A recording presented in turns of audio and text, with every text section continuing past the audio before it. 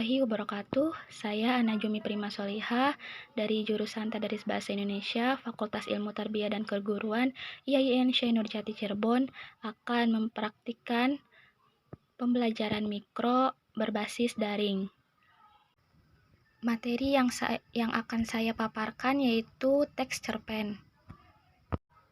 Dalam pembelajaran daring ini ada kegiatan pembelajaran, yaitu yang pertama ada kegiatan pendahuluan, yang kedua ada kegiatan inti, yang ketiga ada kegiatan penutup. Tujuan pembelajaran ini yang pertama yaitu menentukan unsur-unsur pembangun cerita pendek, yang kedua menelaah teks cerita pendek berdasarkan struktur dan kaidah. Langsung saja kita simak videonya.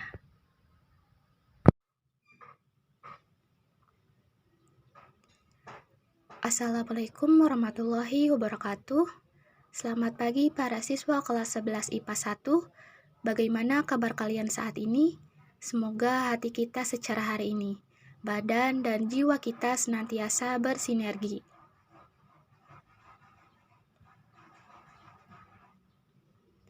Alhamdulillah, jika kalian senantiasa sehat. Untuk yang sedang sakit, semoga segera sembuh ya.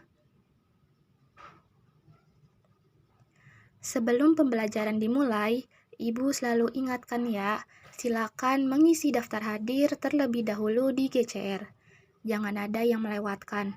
Sayang kalau banyak bolongnya. Silakan, Ibu tunggu dulu.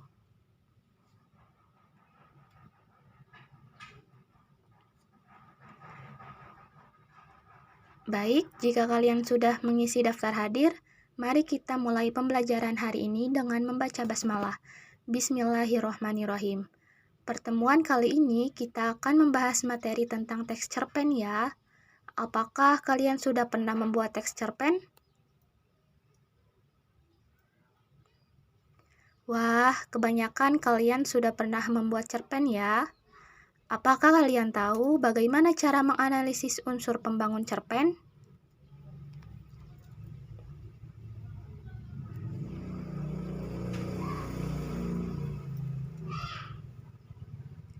Iya, benar. Apa saja yang ada dalam unsur intrinsik dan unsur ekstrinsik itu? Oh, ya sudah. Kalau lupa sih, kita simak video yang akan Ibu kirim ya. Oh iya, Ibu ingin bertanya dari kemarin kenapa ya Asrul keluar grup dan tidak mengikuti pembelajaran? Apakah ada yang tahu Asrul kemana?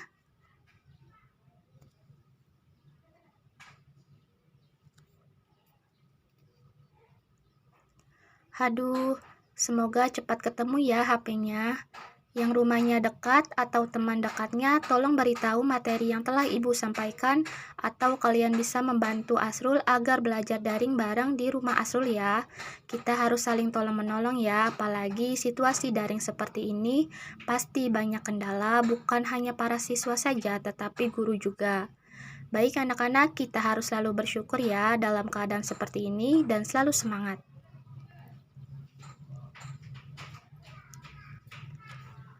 Silakan kalian simak video materi tentang unsur pembangun cerpen. Baik anak-anak, silakan simak video Ibu yang sudah Ibu unggah di YouTube.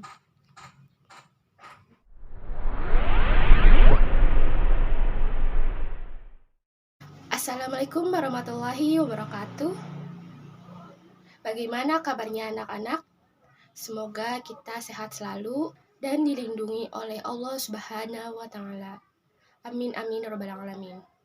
Baik anak-anak, walaupun pertemuan kali ini masih secara daring, kita harus selalu semangat dan menjaga protokol kesehatan dan jangan lupa memakai masker. Oke? Oh iya, sebelum kita membahas teks cerpen, Ibu perlu ingatkan kembali, jangan lupa kalian mengisi presensi di GCR yang Ibu sudah kirim melalui GCR atau Google Classroom. Karena presensi itu penting. Baik anak-anak, Ibu akan menjelaskan materi tentang teks cerpen. Nah, kalian pada tahu apa cerpen itu? Pasti kalian jawab cerpen itu cerita pendek. Ya, itu benar sekali. Tetapi ada pengertian lain, yaitu menurut KBBI atau Kamus Besar Bahasa Indonesia, cerpen itu sastra kisahan pendek atau kurang dari 10.000 kata yang memberikan kesan tunggal yang dominan dan memuaskan diri pada satu tokoh dalam situasi atau pada suatu ketika. Nah, ada lagi, cerpen adalah rangkaian peristiwa yang terjalin menjadi satu, yang di dalamnya terjadi konflik antar tokoh atau dalam diri tokoh itu sendiri. Peristiwa dalam cerita berwujud hubungan antar tokoh, tempat, dan waktu yang membentuk satu kesatuan. Nah, anak-anak, jadi berdasarkan yang Ibu tadi sampaikan, cerpen itu dapat disimpulkan bahwa cerpen adalah prosa berisi gagasan, pikiran, pengalaman yang diimajinasikan dan membentuk sebuah peristiwa dengan satu peristiwa puncak. Nah, anak-anak, dalam cerpen itu ada beberapa ciri-ciri cerpen yang mesti kalian pahami agar kalian dapat membedakannya dengan karya tulis lainnya. Nah, diantaranya yaitu yang pertama, memiliki jumlah kata tidak lebih dari 10.000 kata. Yang kedua, memiliki proporsi penulisan yang lebih singkat dibandingkan dengan novel. Yang ketiga, kebanyakan mempunyai isi cerita yang menggambarkan kehidupan sehari-hari. Yang keempat, tidak mencerminkan semua kisah tokohnya karena dalam cerpen yang dikisahkan hanyalah intinya saja. Yang kelima, tokoh yang diceritakan dalam cerpen mengalami sebuah konflik sampai tahap penyelesaiannya. Yang keenam, pemilihan katanya sederhana sehingga memudahkan para pembaca untuk memahaminya. Yang ketujuh, bersifat fiktif. Yang kedelapan, menceritakan suatu kejadiannya saja dan menggunakan alur cerita tunggal dan lurus. Yang kesembilan, membacanya tidak membutuhkan waktu yang lama. Yang kesepuluh, memberikan pesan dan kesan yang sangat mendalam, sehingga pembaca ikut merasakan kesan dari cerita tersebut. Nah, anak-anak, jadi itu ciri-ciri cerpen yang kalian harus pahami ya. Baik anak-anak, kita lanjut materinya. Dalam cerpen ada unsur-unsur cerpen. Apa saja unsur-unsur cerpen itu? Yang pertama ada unsur intrinsik, yang kedua ada unsur ekstrinsik. Apa yang dimaksud dengan unsur intrinsik? Unsur intrinsik adalah unsur pembangun cerpen yang berasal dari dalam cerpen itu sendiri. Jadi anak-anak, jika diibaratkan sebuah bangunan, maka unsur intrinsik adalah komponen-komponen bangunan tersebut. Nah, unsur intrinsik terdiri dari yang pertama ada tema, yang kedua ada penokohan, yang ketiga ada alur, yang keempat ada latar, yang kelima ada gaya bahasa, yang keenam ada sudut pandang, dan yang ketujuh ada amanat. Baik, anak-anak, Ibu akan menjelaskan satu persatu. Yang pertama tadi ada tema. Tema adalah ide atau gagasan dasar yang melatar belakangi keseluruhan cerita yang ada dari cerpen. Yang kedua ada penokohan. Penokohan adalah cara pengarang dalam menggambarkan dan mengembangkan karakter tokoh-tokoh dalam cerita. Metode yang digunakan untuk menentukan karakter suatu tokoh ada dua macam metode. Yang pertama ada metode analitik, yang kedua ada metode dramatik. Metode analitik adalah metode yang digunakan untuk menentukan karakter tokoh dengan cara memaparkan atau menyebutkan sifat tokoh secara langsung. Yang kedua ada metode dramatik. Metode dramatik adalah suatu metode yang digunakan untuk menentukan karakter tokoh dengan cara tidak langsung menggambarkan sifat tokoh. Penggambaran tokoh dilakukan melalui percakapan yang dilakukan oleh tokoh lain. Metode ini dapat juga disebut sebagai metode reaksi tokoh lain atau berupa pandangan, pendapat, sikap, dan sebagainya. Selanjutnya yaitu yang ketiga, ada alur. Alur adalah susunan peristiwa atau kejadian yang membentuk suatu cerita. Nah, anak-anak, alur itu dibagi menjadi 3. Yang pertama ada alur maju, yang kedua ada alur mundur, yang ketiga ada alur campuran. Ibu akan menjelaskan satu persatu. Apa itu alur maju? Alur maju adalah rangkaian peristiwa yang urutannya sesuai dengan waktu kejadian atau cerita bergerak ke depan terus. Yang kedua, alur mundur.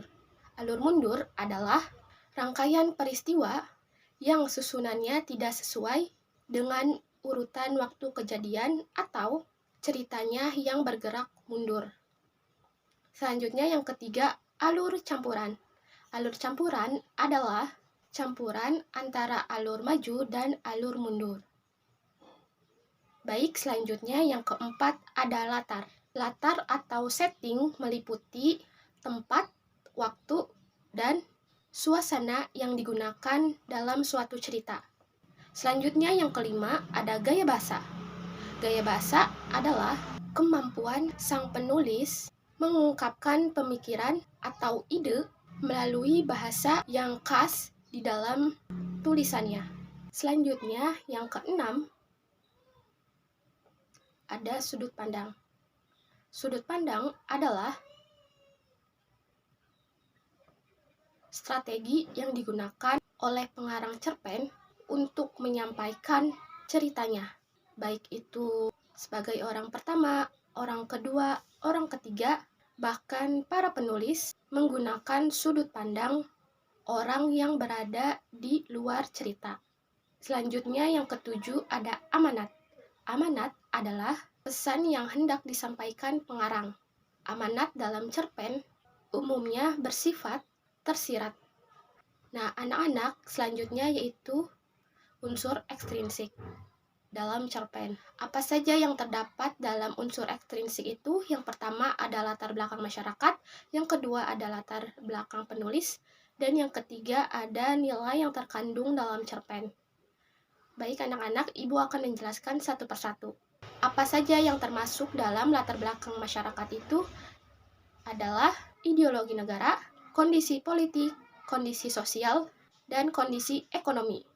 Selanjutnya, apa saja yang terdapat dalam latar belakang penulis, yaitu riwayat hidup penulis, kondisi psikologis, dan aliran sastra penulis.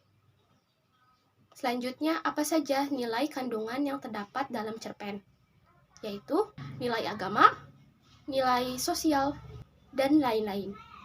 Baik, materi selanjutnya yaitu struktur dan kaidah teks cerita pendek. Struktur cerpen adalah rangkaian cerita yang membentuk cerpen itu sendiri.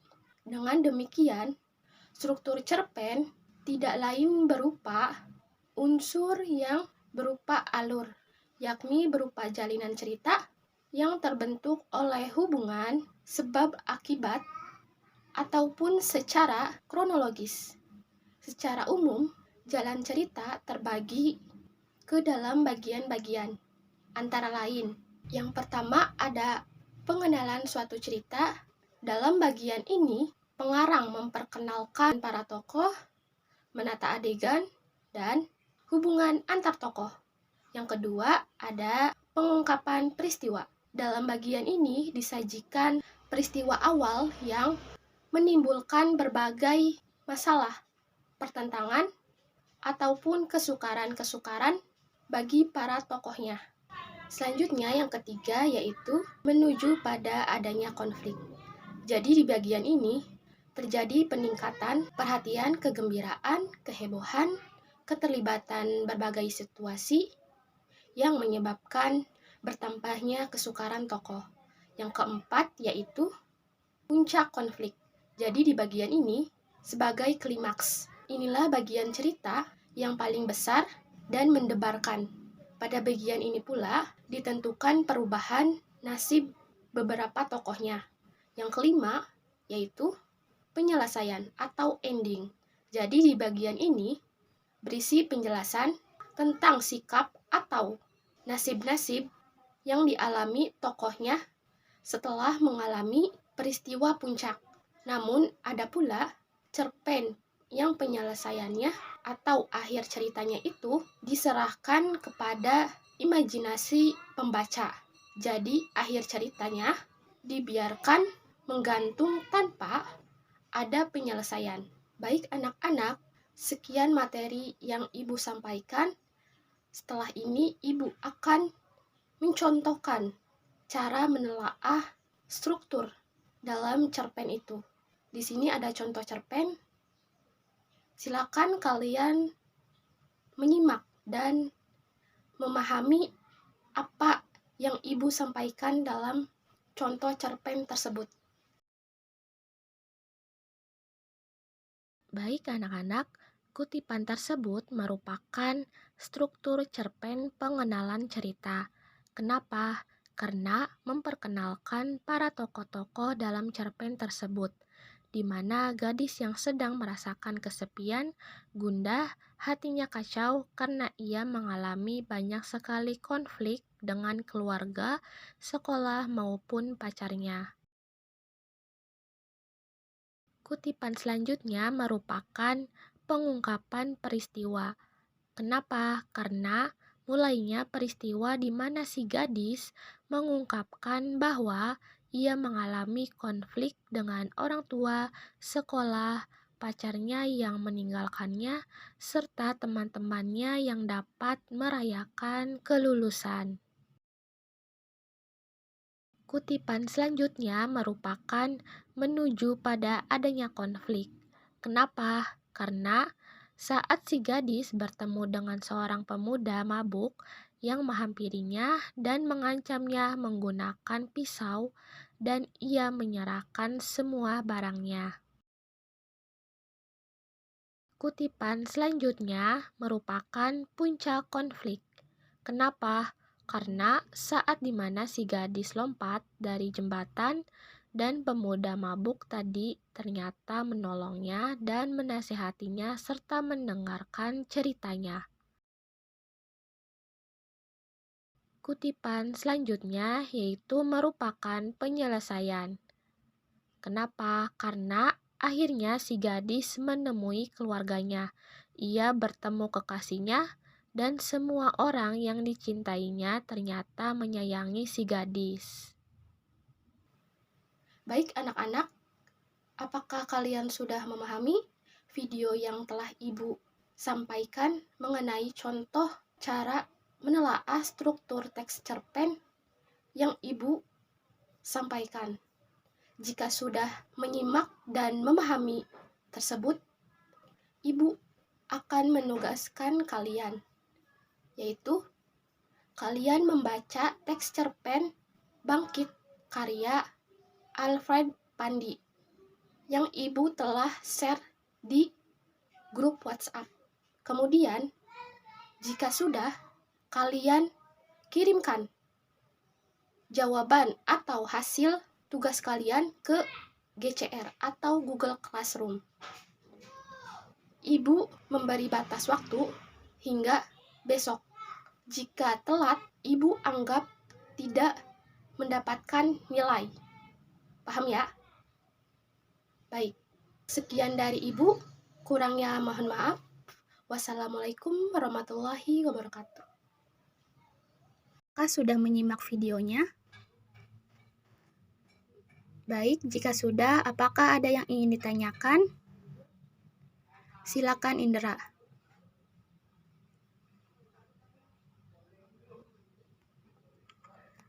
Baik anak-anak, pertanyaannya bagus sekali. Apa perbedaan cerpen dan novel? Jadi cerpen itu disebut juga dengan cerita pendek dapat berupa prosa atau suatu cerita naratif yang merupakan karya fiksi dengan isi yang sangat padat. Sedangkan novel adalah salah satu karya fiksi prosa yang umumnya ditulis secara naratif, sehingga menghasilkan suatu cerita yang kompleks dan sangat luas. Tema cerpen itu mengupas masalah yang sederhana, sedangkan tema novel ceritanya lebih kompleks dan lebih rumit. Alur cerpen alurnya sederhana dengan ruang gerak yang terbatas atau sempit. Sedangkan novel alur rumit dengan ruang gerak yang tidak terbatas atau sangat luas. Tokoh dalam cerpen itu hanya beberapa tokoh yang muncul, sedangkan dalam novel lebih banyak tokoh yang muncul. Penokohan cerpen langsung terarah, singkat, dan jelas. Sedangkan dalam novel, penokohannya itu diungkap secara perlahan-lahan pada setiap bagian cerita.